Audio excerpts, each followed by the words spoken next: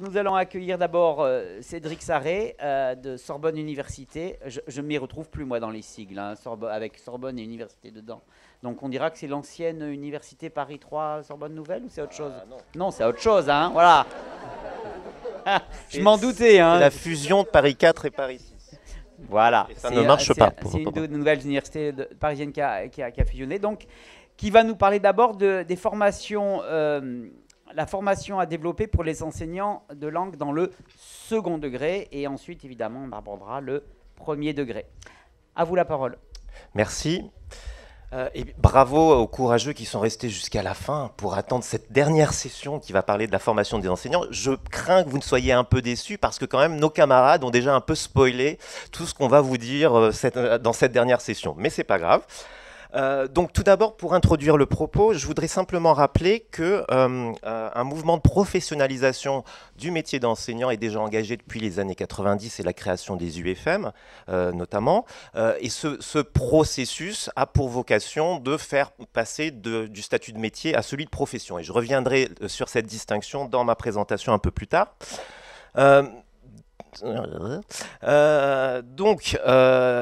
Avec l'émergence des SP, ce processus de professionnalisation s'est poursuivi, et notamment aussi avec la publication de référentiels de compétences, et également, un point important, la redéfinition des épreuves de concours de recrutement des enseignants du second degré, la dernière en date étant de 2014, et qui, de mon point de vue, propose un équilibre assez intéressant entre disciplinaire et professionnel.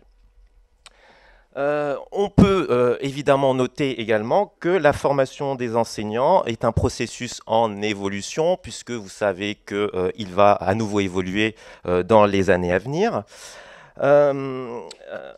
Voilà. Et donc la question qu'on m'a demandé de traiter est la suivante: quel dispositif de formation pour quelles compétences au XXIe siècle pour les enseignants du second degré? En d'autres termes, je vais m'intéresser aux incontournables des dispositifs de formation à mettre en place. Donc pour cela, je vous propose dans un premier temps de revenir sur quelques principes essentiels de la formation des enseignants de langue, avant de m'intéresser aux conséquences de ces principes pour les dispositifs à mettre en œuvre. Alors, dans un premier temps, il est important de noter que la formation des enseignants évolue au gré des changements sociétaux qui font émerger de nouveaux rôles. Donc on est un peu loin à l'heure actuelle des rôles tels qu'ils avaient été définis par Daben dans les années 80.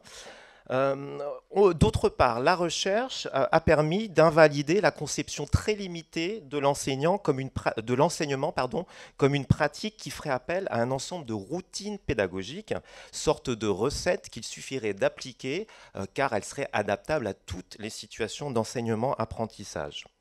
Donc si l'on accepte que l'enseignement est, et je cite Pernoud, une intervention singulière dans une situation complexe qui ne se reproduit jamais de façon identique, fin de la citation, il faut reconnaître que la compétence de l'enseignant est primordiale et constitue en fait un savoir-agir complexe qui articule à la fois des savoirs théoriques et des savoirs pratiques si on reprend la typologie d'Alté.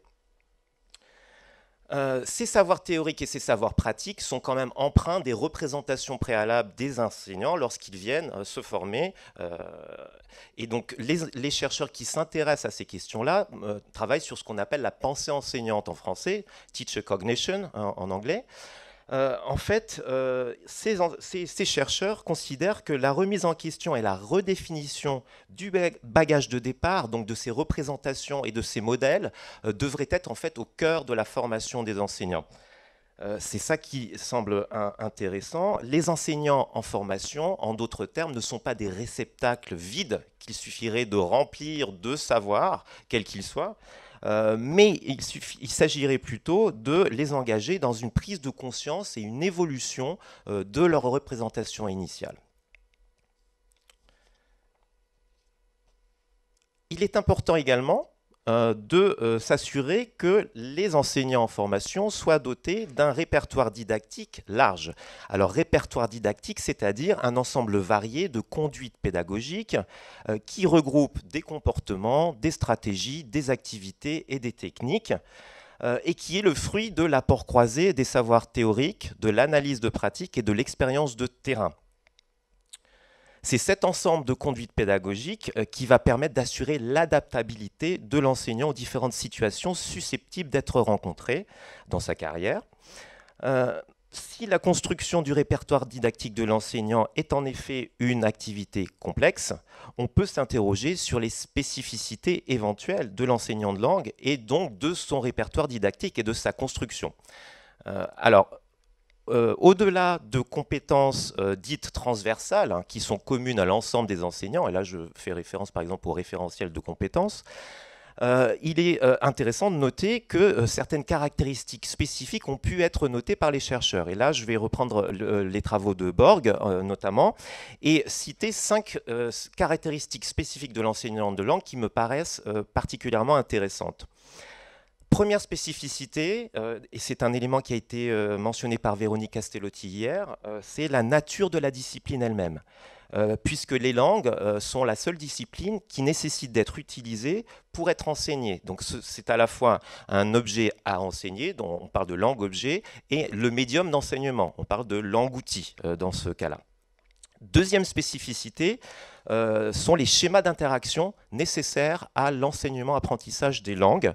Donc à mettre en parallèle avec le développement, par exemple, de la compétence interactionnelle dont parlait Simona Pekarek-Doller hier, puisque Borg estime que les travaux de groupe, les travaux en binôme, les schémas de communication variés, enseignant, apprenant, apprenant, apprenant, one-to-one, one-to-many, many-to-many, etc., etc., toutes les configurations possibles sont assez caractéristiques de l'enseignement des langues par rapport à d'autres disciplines. Troisième caractéristique intéressante, le défi que représente la mise à jour des connaissances de l'enseignant. Puisque par connaissance ici, connaissance disciplinaire, hein, sous-entendu, il ne s'agit pas simplement d'ouvrir un livre dans lequel on va pouvoir apprendre des faits, mais il s'agit bien évidemment de développer des compétences langagières, comme ce qu'on demande à nos élèves de faire dans le second degré, par exemple. Et surtout pour eux également de les maintenir à un certain niveau, hein.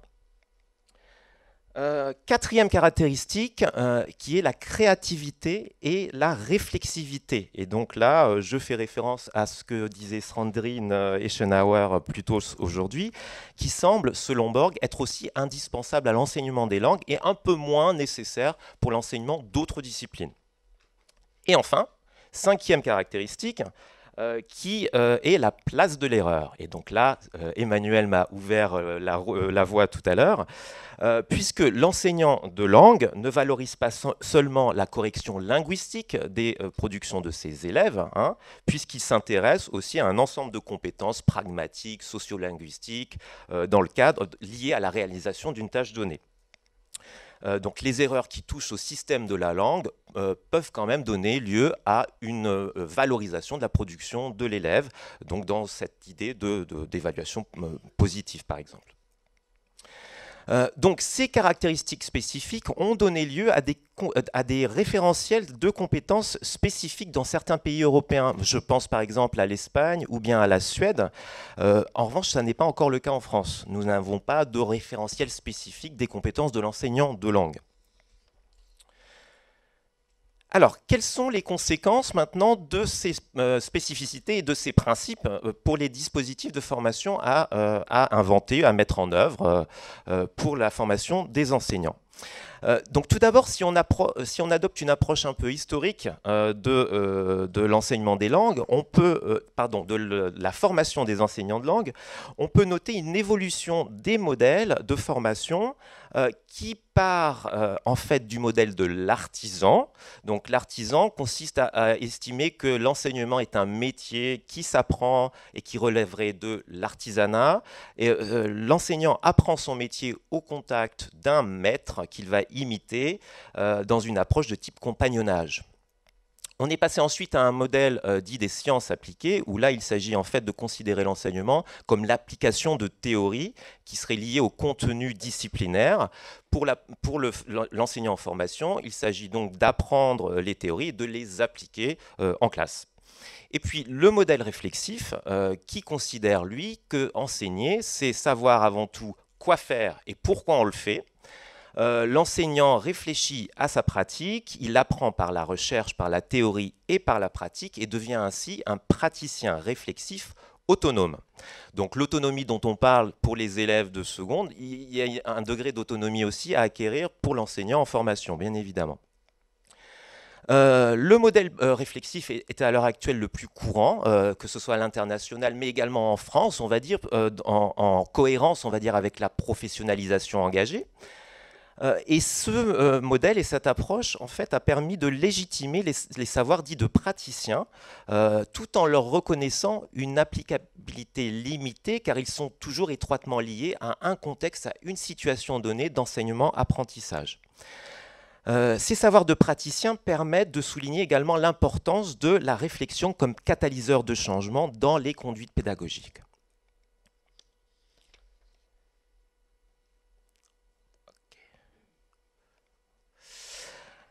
Alors ensuite, si on revient très rapidement sur les spécificités que j'ai listées tout à l'heure à partir des travaux de Borg, et qu'on essaie de se poser la question de la manière dont ces spécificités pourraient être prises en compte dans des dispositifs de formation.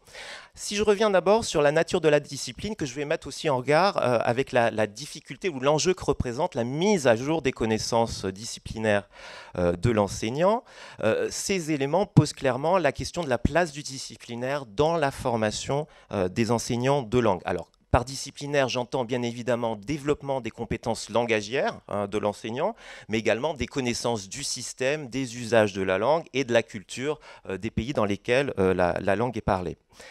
On peut noter de manière assez intéressante que le niveau de compétence à atteindre par un enseignant de langue n'est pas mentionné. Ils sont censés être spécialistes de la langue, donc on pourrait s'attendre à une validation d'un niveau au moins égal au niveau C1, mais si on garde à l'esprit ce que nous rappelait hier Pascal sur les évaluations et le fait qu'en terminale L, au baccalauréat, on est censé valider un niveau C1, on s'attendrait quand même à ce que l'enseignant ait au moins un niveau de compétence supérieur au niveau qu'il doit valider chez ses élèves, donc un niveau C2.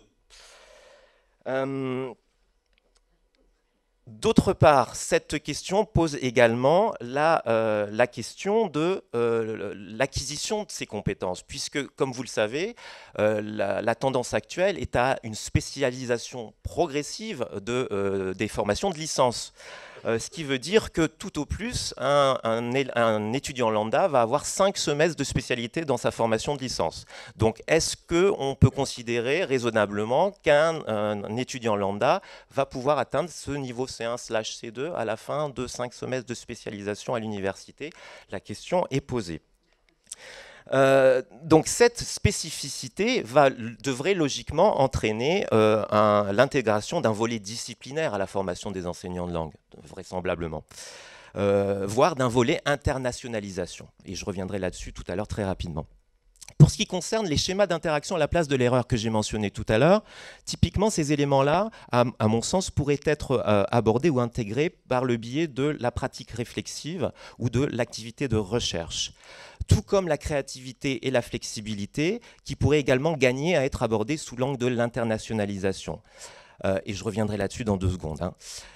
Et à la liste des éléments, des spécificités mises en évidence par Borg, j'ajouterai une dernière spécialité qui est la place du CECRL et tout ce que ça représente, à savoir l'actionnel, la tâche, la place de la grammaire, au regard des instructions officielles et des programmes officiels. Alors là, il me semble que cette question gagnera à être abordée par une activité de recherche, par exemple, puisque former un praticien réflexif, c'est aussi l'inciter, l'inviter à questionner, à mettre à l'épreuve les injonctions institutionnelles, pas simplement les grands principes qu'on leur dit de mettre en œuvre dans leur classe. Et je pense aux tuteurs terrain. Pour voir si, par eux-mêmes, si elles sont fondées ou pas, justement, ces injonctions. Je fais référence à nouveau à Véronique Castellotti qui parlait de l'importance d'interroger la doxa. Et là, très clairement, je pense qu'il y a une manière de le faire. Donc, comme vous l'avez compris, pour moi, les incontournables de la formation professionnelle des enseignants de langue du second degré tournent autour de l'activité réflexive, de la recherche à partir de la pratique et de l'internationalisation. Donc, je vais très rapidement passer à ces 3 éléments. Donc, pour ce qui est de l'activité réflexive, donc à partir de la pratique, c'est un levier essentiel pour plusieurs choses. Tout d'abord, pour la construction du répertoire didactique de l'enseignant de langue, pour le développement de ce qu'on appelle son savoir analysé, c'est-à-dire le rendre autonome dans son analyse rétrospective de la pratique, mais également pour le développement de sa capacité d'adaptabilité. L'activité réflexive repose sur les stages comme terrain, avec plusieurs objectifs, mais l'un de ces objectifs est très clairement de questionner, analyser et verbaliser ses propres conceptions de l'enseignement-apprentissage d'une langue. Donc là, je reviens à la pensée enseignante et aux représentations préalables. L'activité réflexive permet également de créer des ponts entre théorie et pratique, qui est quelque chose qui est souvent mentionné par les étudiants stagiaires en formation. Ils sont demandeurs de création de ponts entre théorie et pratique, parce que parfois ils ne voient pas où ces deux mondes se rejoignent.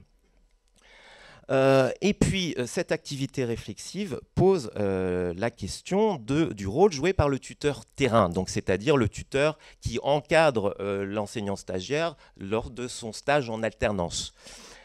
Puisque si... Pardon. Ah oui, heureusement que tu es là. Puisque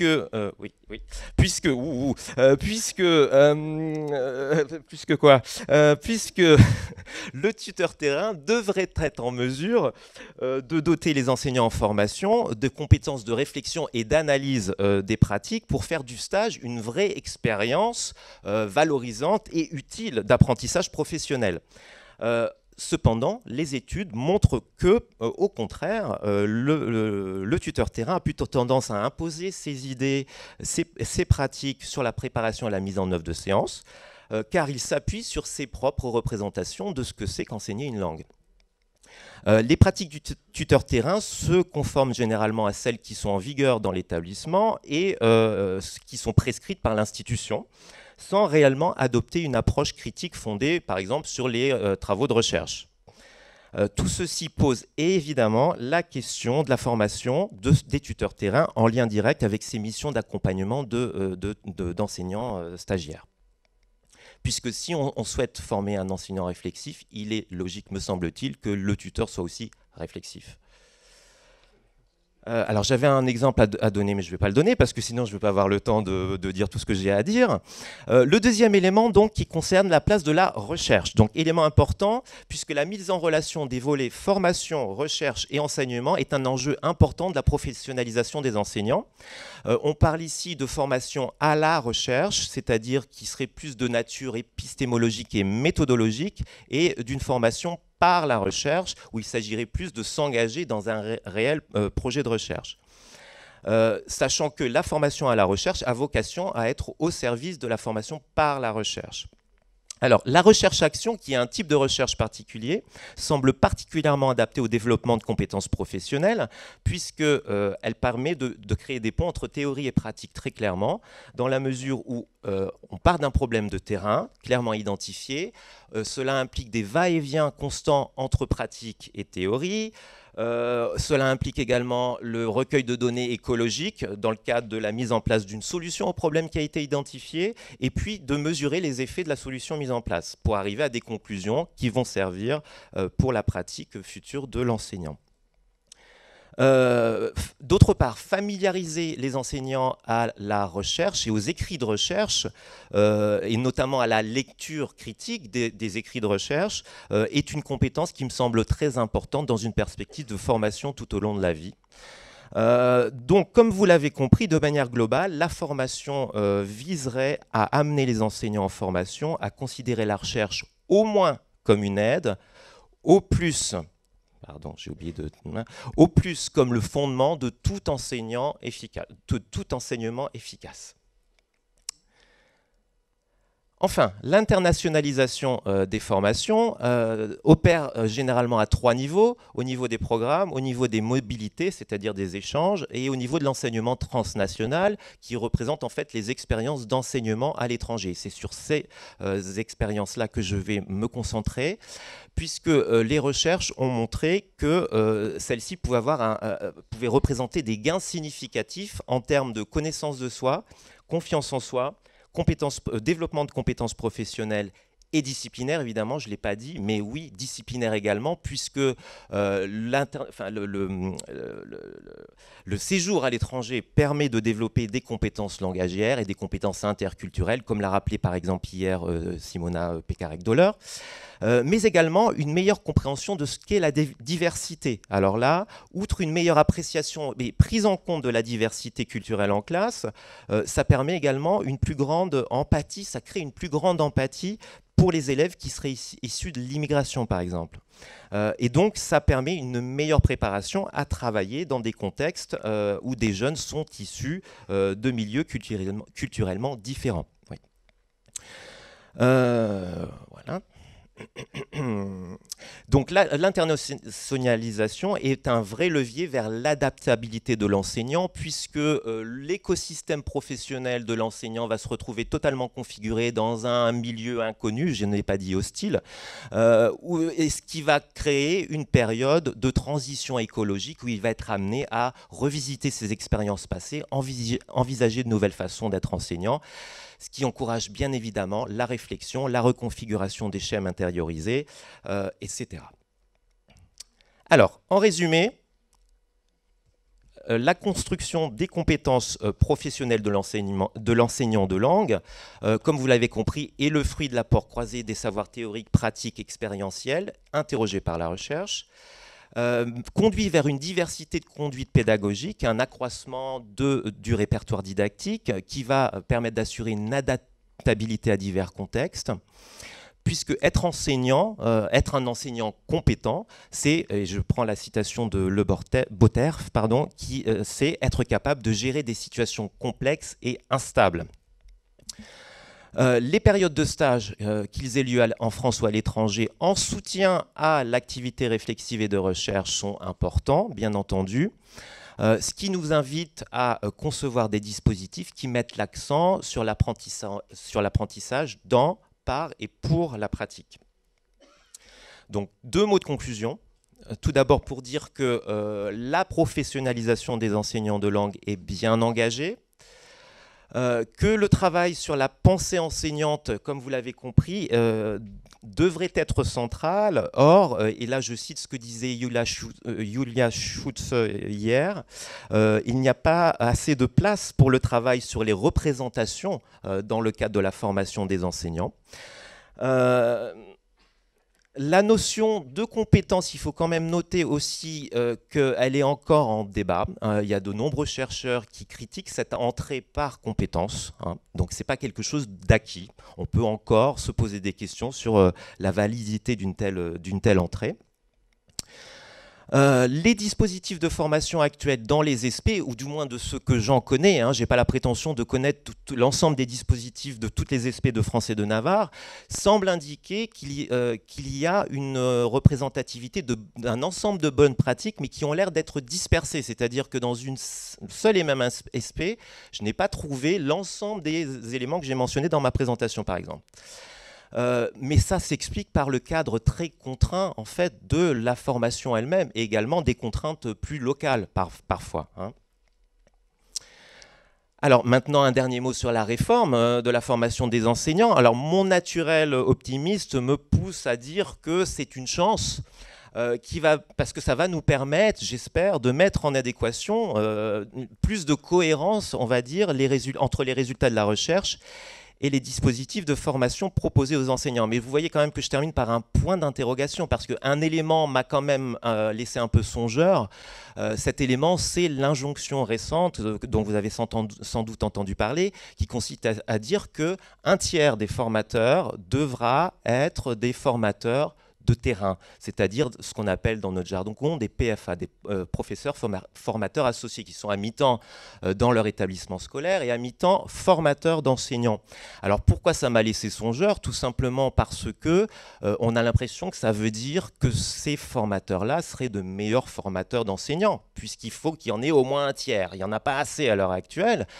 Et là, j'ai envie de dire, moi en tout cas, pour ce qui concerne la formation des enseignants de langue, je pense que cette affirmation n'est pas du tout étayée par la recherche. Je n'ai pas trouvé un article de recherche qui dit qu'un formateur qui est un formateur associé, qui est dans le terrain et formateur en même temps, serait un meilleur formateur d'enseignants. Donc voilà, j'espère que c'est une chance, mais bon voilà, il y a quand même le petit point d'interrogation à la fin. Voilà. Merci pour votre attention.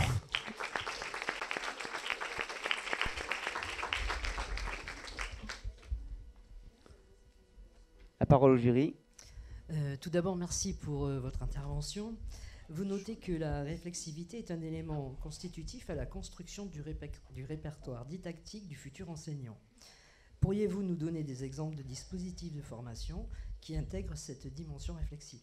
Et je rajoute, est-ce que cette réflexivité, c'est quelque chose de particulier aux professeurs de langue vivante, ou est-ce que c'est en général pour les enseignants? C'est pour les enseignants, c'est en général, c'est pas propre aux enseignants de langue. Alors, un exemple de dispositif qui permet de promouvoir une activité réflexive, j'avais prévu de le dire, mais j'ai pas eu trop le temps, donc ça tombe bien que vous me posiez la question.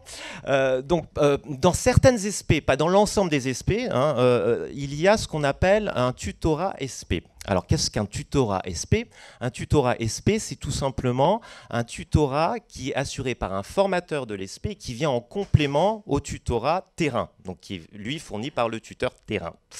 Ce tutorat SP prend la forme de regroupement en groupe, donc groupe classe, groupe de stagiaires, d'une dizaine de stagiaires. Souvent, on essaie d'avoir de petits groupes. Et ces regroupements vont permettre aux stagiaires de verbaliser certaines pratiques, d'analyser certaines pratiques et offrent en quelque sorte un espace pour la mise en mots de certaines pratiques qui sont tellement intériorisées ou tellement ancrées dans les pratiques que parfois leurs auteurs n'en sont même pas conscients. Voilà. Donc le tutorat SP est intéressant de ce point de vue-là, assuré par un tuteur SP. Et c'est dans ce cadre-là aussi qu'on va être amené à faire verbaliser les représentations des enseignants dans ce qui touche à la pensée enseignante dont je parlais tout à l'heure, par exemple. Donc voilà, un exemple un morceau de dispositif qui permet d'encourager cette réflexivité. Une autre question qui concerne cette fois l'apport de la recherche à la formation des enseignants que vous avez souligné. Et vous avez notamment cité le dispositif de recherche-action. Alors c'est vrai qu'à l'heure actuelle, il existe plusieurs formes de recherche dites coopératives. Je pense aux lesson studies, aux ingénieries coopératives, aux recherches orientées par la conception, qui sont d'ailleurs très bien représentées dans le dispositif d'ELEA porté par l'IFE. Mais selon vous, à quelles conditions on pourrait vraiment faire vivre ces dispositifs dans la formation? Parce que ces dispositifs nécessitent quand même un temps assez long. Donc vous avez parlé de la nature des formateurs avec ce tiers que vous évoquez, mais il y a aussi le fait qu'avec la réforme, même si on est un peu optimiste, on constate quand même que la réduction, notamment de la formation en langue, est assez drastique. Donc pour vous, comment vous voyez cette intégration de la formation par la recherche à la formation? Comment je la vois? Alors, je la vois comme elle est un petit peu faite dans certaines SP à l'heure actuelle, à savoir, donc, on a des UE, des unités d'enseignement dévolues à la recherche. Je mentionnais la recherche-action dans mon propos. Alors, pour vous donner un exemple, pour illustrer cela, à l'ESP de Paris, qui est l'ESP que je connais la mieux, évidemment, pour ce qui concerne les enseignants stagiaires en anglais, donc ça représente une centaine de stagiaires annuels. on demande aux stagiaires de s'engager dans un projet de recherche-action autour d'une question en lien direct avec la didactique des langues. Donc par exemple, l'autonomie, l'autonomisation, des choses comme ça. Et il y a donc un encadrement par un enseignant, par un formateur de l'ESP, et il y a aussi un séminaire de méthodologie de la recherche qui permet justement cette entrée de formation à la recherche. Alors Cédric, je me permets de juste reprendre la parole parce que ce n'est pas ce type de dispositif auquel je pensais. C'est vrai que dans la plupart des SP, il y a l'UE Recherche, etc., le mémoire à réaliser. Je pensais à des dispositifs qui permettent de faire travailler ensemble sur des questions professionnelles vives des formateurs, des tuteurs, des chercheurs et des étudiants en formation. Donc, dans des ingénieries coopératives ou des lesson studies revisitées à l'européenne. D'accord. Alors là, je n'ai pas du tout la réponse. Je ne vois pas du tout comment ça peut s'intégrer, parce que ça suppose quand même un espèce de décloisonnement. Enfin, voilà. Et on sait que c'est difficile quand même, le décloisonnement, à l'heure actuelle, dans le cadre de la formation. Je ne dis pas que c'est impossible, hein, mais voilà, je pense que ce genre de pratique reste à inventer. Hein. Mais alors là, honnêtement, je n'ai pas la réponse. Hein, je sais pas. Sous forme de journée d'études où on mixe les publics de formation initiale et continue, c'est tout à fait possible avec des ateliers de pratique et de recherche où les publics sont mixés, on peut atteindre cet objectif. Alors ça se fait déjà, c'est vrai. Nous, on le fait par exemple à Paris, hein, les journées collectives, les journées d'études intercycles, voilà. Mais de là à proposer des lesson studies dans ce cadre-là, enfin, je vois pas trop bien comment on peut, voilà. Oh, pardon. Une dernière question, on a le droit encore ? Ouais. Rapide. Une Bon. aussi qui vient de m'arriver. On a été très intéressés par votre intervention sur les tuteurs terrain. Ça a donné lieu à beaucoup de récits de souvenirs dans le groupe du jury. Et on s'est interrogé, effectivement, les interventions des tuteurs terrain peuvent être très bonnes et parfois sont d'une plus-value qu'on peut questionner. Et on s'est interrogé quelles pistes on pourrait avoir pour une meilleure professionnalisation des tuteurs terrain qui ont une formation, qui sont souvent des enseignants qui ont été repérés, qu'on incite dans certaines académies à passer le CAFA. Est-ce qu'il y aurait d'autres pistes ? Alors, puisque vous mentionnez le CAFA, donc le CAFA est une bonne chose, il me semble, hein, puisque c'est une certification professionnelle qui atteste de certaines compétences. Hein. En revanche, à ma connaissance, le CAFA, pour l'instant, c'est le couperet, c'est la certification, mais qu'est-ce qu'il y a en amont ? En amont, est-ce qu'il y a des formations qui mènent au CAFA ? C'est pas le cas partout. Donc, c'est pas le cas partout. Il y a des petites formations sur le mémoire, parce que dans le cadre du CAFA, il y a un mémoire à produire, et donc ça, les enseignants, les enseignants de terrain, souvent n'ont pas l'expérience, donc on les forme sur cet aspect-là, mais au-delà de ça, pas grand-chose, quoi. En revanche, la question de la professionnalisation des tuteurs terrain est une question importante, il me semble, puisque ce qu'on reproche un petit peu, et quand je dis on, c'est pas à moi personnellement, hein, ce sont les chercheurs qui travaillent sur la question, c'est qu'ils ne soient que un espèce qu'ils ne fournissent qu'un accompagnement modélisant, c'est tout. D'accord, qu'il n'invite pas vraiment à la réflexion sur les pratiques et des choses comme ça. Alors oui, il faudrait une formation. Maintenant, la réalité pratique est la suivante, c'est qu'on a toujours énormément de mal à trouver des tuteurs terrain qui veuillent accepter dans leur cas, enfin, de suivre, d'accompagner un stagiaire. Et si maintenant on met en plus un prérequis qui serait il faut avoir été formé avant de pouvoir devenir tuteur terrain, je pense que là, ça deviendra très difficile pour nous de trouver des tuteurs terrain, à moins de proposer qu'ils soient rémunérés de manière très grave, voilà, très intéressante et qu'il y ait un enjeu, voilà. J'ai deux contributions. Quelqu'un qui nous dit que oui, le CAFA est récent et que de ce point de vue-là, il y a eu des effets intéressants pour le CAFIPEMF, qui était la certification pour les formateurs premier degré, qui peut faire progresser l'accompagnement des enseignants. Et j'ai une autre question, quid de la place des inspecteurs pédagogiques régionaux dans la formation des enseignants ? Ah, bah ça...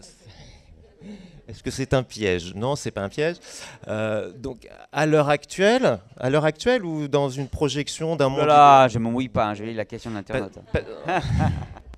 Donc, parce qu'à l'heure actuelle, l'inspection régionale intervient dans la formation des enseignants du second degré par des actions de formation qui sont réparties sur l'année à hauteur d'une douzaine d'heures, des choses comme ça. Après, j'imagine que ça dépend des SP et des académies, hein. Moi, je parle pour Paris en particulier.